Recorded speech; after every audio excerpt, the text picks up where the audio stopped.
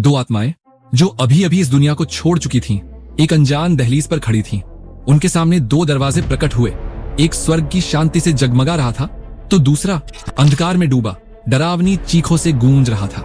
एक ने बचने की कोशिश की, स्वर्ग के दरवाजे की ओर भागा, लेकिन वो उसे पार नहीं कर सका क्योंकि उसकी तकदीर पहले ही लिखी जा चुकी थी, नरक में। अब उन्होंने ऐसा क्या किया था और दोनों मरे कैसे, चलिए समझते हैं। तो कहानी शुरू होती है नेथन से, जो पीले पहाड़ों के बीच सुनसान सड़क पर बेहोश पड़ा था। होश आने पर वह देखता है कि उसकी कार पूरी तरह तबाह हो चुकी है, लेकिन उसे एक खरोंच तक नहीं आई। वह राहत महसूस करता है। तभी उसे एक और आदमी डेनियल नजर आता है, जिसकी बाइक को नेथन ने टक्कर मारी थी। एक्सीडेंट की असली वजह वही था। नेथन माफी मांगता है और पूछता है, तुम्हें चोट तो नहीं लगी? डेनियल हैरानी से जवाब देता है, तुमने मेरी बाइक देखी है? तुम्हें कुछ याद भी है? नेथन कहता है, मेरा सिर जोर से डैशबोर्ड पर लगा था, लेकिन हम बच गए। डेनियल पूछता है, अगर ऐसा है तो तुम्हारे सिर पर कोई चोट का निशान क्यों नहीं? फिर वह गंभीर होकर कहता है, हम मर चुके हैं, अब हम आत्माएं हैं। नेथन घबरा जाता है। वह अपने शरीर को महसूस करते हुए कहता है, मैं जिंदा हूं, बिल्कुल ठीक ठाक, तुम गलतफहमी में हो। डेनियल शांत स्वर में कहता है, जब तुम्हारी गाड़ी मुझसे टकराई मैंने अपनी पसलियों के टूटने को महसूस किया। शायद मेरी मौत पहले हुई, लेकिन फिर तुम भी आ गए।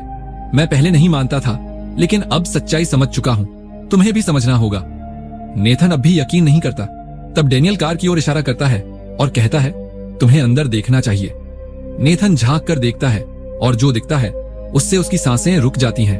उसकी खुद की लाश गाड़ी में पड़ी थी, बुरी तरह क्षतिग्रस्त। वह हक्का बक्का रह जाता है। यह सच नहीं हो सकता, मैं सिर्फ 45 का हूं। मेरे बच्चे, मेरे दोस्त, उनका क्या होगा? डेनियल उदासी से कहता है, मेरी पत्नी को भी बहुत दुख होगा, उसने मुझे बाइक लेने से मना किया था। अब दोनों को अपनी मौत का एहसास हो चुका था, लेकिन आगे क्या होने वाला था इसका उन्हें कोई अंदाजा भी नहीं था। डेनियल हैरान था कि नेथन ने अपनी पत्नी का जिक्र नहीं किया। खैर, डेनियल इस बात से खुश था कि मौत के बाद भी एक दूसरी दुनिया है। नेथन को उसकी बातों पर गुस्सा आ रहा था। वह कहता है, मुझे अपनी जिंदगी वापस चाहिए, यह सब सच नहीं हो सकता। डेनियल उसे समझाने के लिए उसकी लाश गाड़ी से बाहर निकालकर सामने रख देता है। नेथन से यह सब देखा नहीं जाता तो डेनियल उसके चेहरे पर रुमाल रख देता है। तभी उन्हें गाड़ी की आवाज सुनाई दी। नेथन उस आदमी से मदद मांगने की कोशिश करता है, लेकिन वह आदमी उन दोनों को नहीं देख सकता था। नेथन खुश था कि शायद वह आदमी मदद करेगा, मगर वह तो उसका वॉलेट चुराकर चला गया। यह देखकर नेथन को गुस्सा आया, लेकिन उसे समझ आ गया कि वह वाकई मर चुका है। अब उसे चिंता थी कि अगर कोई दूसरी दुनिया है तो नर्क और स्वर्ग भी होगा। वह डेनियल से पूछता है, अगर किसी का खून हुआ हो तो क्या हम फिर भी स्वर्ग में जाएंगे? डेनियल हैरान होकर पूछता है, किसका खून? नेथन बताता है, जैसा तुम समझ रहे हो वैसा कुछ नहीं, लेकिन मैंने अपनी पत्नी को मार दिया था। वह बहुत बीमार थी, तकलीफ में थी। डेनियल को अब समझ आया कि नेथन ने अपनी पत्नी का जिक्र क्यों नहीं किया था। तभी डेनियल को एक धुन सुनाई दी जिसे नेथन नहीं सुन पा रहा था। तभी उनके सामने स्वर्ग का दरवाजा प्रकट हुआ। डेनियल खुश हो गया। फिर उनके पीछे नरक का दरवाजा भी प्रकट हुआ, जिससे भयानक आवाजें आ रही थीं। डेनियल कहता है, हम दोनों को अलग अलग आवाजें आ रही हैं, यानी तुम नरक में जाओगे और मैं स्वर्ग में। डेनियल दरवाजे के पास जाता है। तभी नेथन उसे धक्का देकर खुद स्वर्ग में जाने की कोशिश करता है, लेकिन वह दरवाजे के आर पार हो जाता है। वह निराश था क्योंकि उसे नरक जाना मंजूर नहीं था। डेनियल उसे समझाता है कि अब कोई दूसरा रास्ता नहीं।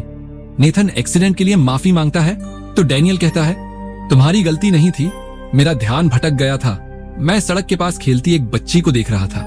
दोनों एक दूसरे को गले लगाते हैं। डेनियल अब दरवाजे के उस पार जाने के लिए तैयार था, लेकिन इस बार वह भी उसे पार नहीं कर पाया।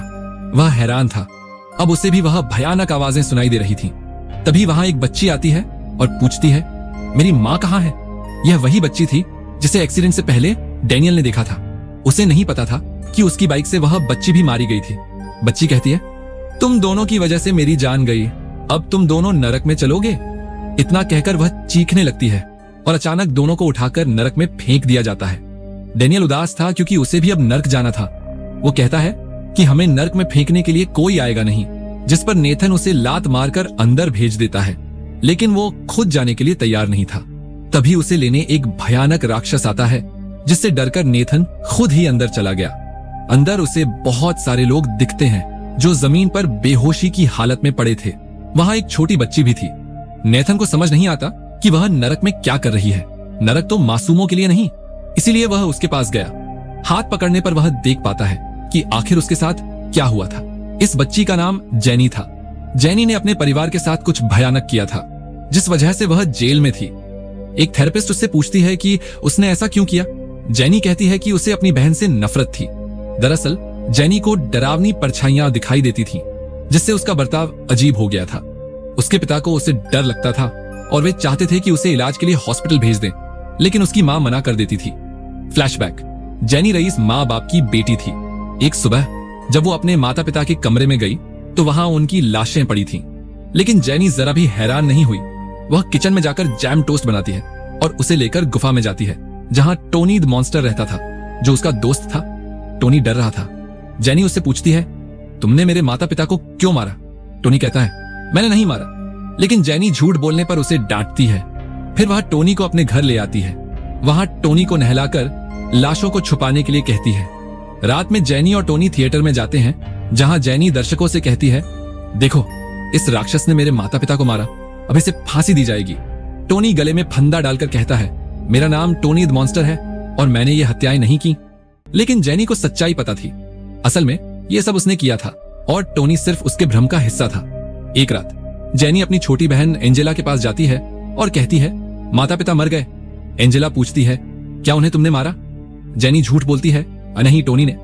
एंजेला डरकर पूछती है, क्या वो मुझे भी मारेगा? जेनी जवाब देती है, हाँ।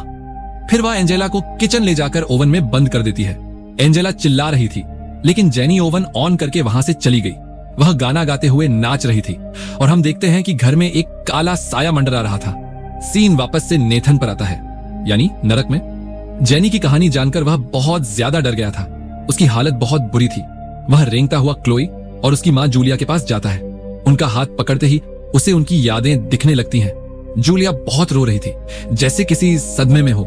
वह अपनी बेटी को पुकार रही थी, मगर क्लोई बाहर नहीं आई। वह उसे लाने उसके कमरे में गई और कहती है, मुझे देर हो रही है। लेकिन क्लोई ने आत्महत्या कर ली थी और जूलिया यह मानने को तैयार नहीं थी। वह क्लोई की लाश को घसीटते हुए नीचे ले आई, उसे नए कपड़े पहनाए और नाश्ता देने लगी। वह लाश से बात करती है, अगर सब कुछ ठीक होता तो हम छुट्टियां मना रहे होते। फिर हम क्लोई को जिंदा देखते हैं। नाश्ते के समय वह चाकू को गौर से देख रही थी। उसे याद आता है कि स्कूल में लड़कियां उसे बुली करती थीं। स्कूल जाते समय क्लोई अपनी मां से कहती है, मैं यह सब और नहीं सह सकती, स्कूल मेरे लिए नरक है। लेकिन जूलिया उसे समझाती है, आदत हो जाएगी। प्रेजेंट में क्लोई की लाश जमीन पर गिर जाती है। उसकी बिल्ली उसके जख्म चाट रही थी। जूलिया गुस्से में बिल्ली को भगा देती है, फिर पागलों की तरह हंसने लगती है। हम सब कुछ पीछे छोड़ देंगे। मगर अगले ही पल वह फिर रोने लगती है। फ्लैशबैक, क्लोई स्कूल में लड़कियों से बचने के लिए बाथरूम में छिप जाती है, मगर वे उसे बाहर खींचकर जबरदस्ती जूते चाटने पर मजबूर करती हैं। वे उसकी वीडियो भी बना रही थी और क्लोई रो रही थी। प्रेजेंट में जूलिया की पड़ोसन उससे मिलने आती है। जूलिया कहती है, मैं और क्लोई छुट्टियों पर जा रहे हैं। पड़ोसन को कुछ अजीब लगता है और वह अंदर आकर क्लोई की लाश देख लेती है। इसके बाद जूलिया लाश को कार में डालकर कहीं ले जा रही थी। बीच रास्ते में वह रोती है और गाड़ी का एक्सीडेंट कर देती है। कुछ समय बाद फायर फाइटर्स पहुंचते हैं। जूलिया जिंदा थी, लेकिन अब वह नहीं बचना चाहती थी। असल में उसने अपनी बेटी पर कभी ध्यान ही नहीं दिया था। क्लोई इतनी तकलीफ में थी कि उसने अपनी जान ले ली और अब जूलिया ने भी आत्महत्या कर ली। यही कारण था कि मां बेटी नरक में आ गए। नरक में नेथन उनकी लाशों को कपड़े से ढक देता है। वह इन भयानक कहानियों को देखकर थक चुका था। वहां अनगिनत लोग थे, हर किसी की अपनी दर्द भरी दास्तान थी। तभी वहां खुद शैतान आता है। वह नेथन से कहता है, तुम्हारी असल सजा का समय आ गया है। नेथन फिर सफाई देने लगता है, मेरी पत्नी पहले से ही बीमार थी, मैंने तो बस उसे तकलीफ से छुटकारा दिलाया। शैतान पूछता है, क्या उसने तुम्हें ऐसा करने को कहा था? नेथन जवाब देता है, नहीं, लेकिन वह बहुत दर्द में थी। शैतान कहता है, सजा का फैसला मैं नहीं करता। नेथन घबरा जाता है, तो फिर मुझे उसके पास ले चलो जो फैसला करता है। मैं अपनी सफाई देना चाहता हूं। मैंने सब अपनी पत्नी के लिए किया। शैतान कहता है, अब कोई फायदा नहीं, फैसला हो चुका है, तुम्हें मेरे साथ चलना होगा। नेथन पूछता है, हम कहां जा रहे हैं? शैतान बताता है, पहले तुम्हें एक आइसोलेशन स्टेज से गुजरना होगा ताकि तुम अपनी पुरानी जिंदगी की यादें भूलकर एक पवित्र आत्मा बन सको। फिर तुम्हारी असली सजा शुरू होगी।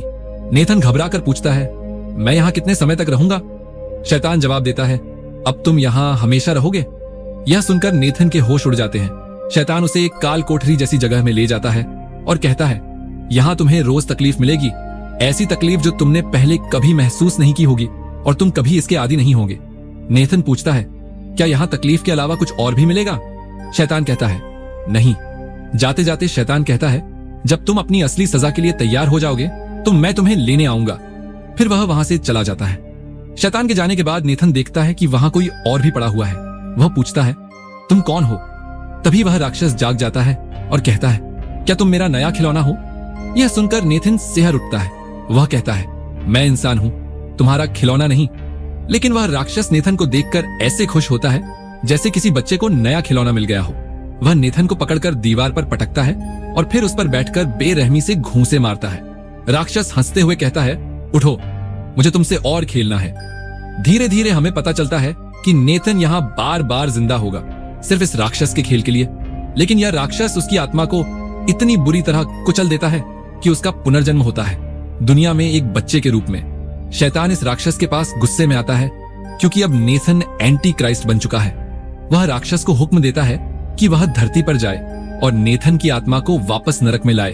अंत में हम देखते हैं कि वह भयानक राक्षस एक बच्चे के कमरे में बैठा उसका इंतजार कर रहा है और यहीं इस फिल्म का अंत होता है। लेकिन अगर आप जानना चाहते हैं कैसे एक छोटा बच्चा दुनिया का रखवाला बन गया, तो राइट वाली वीडियो पर क्लिक करिए।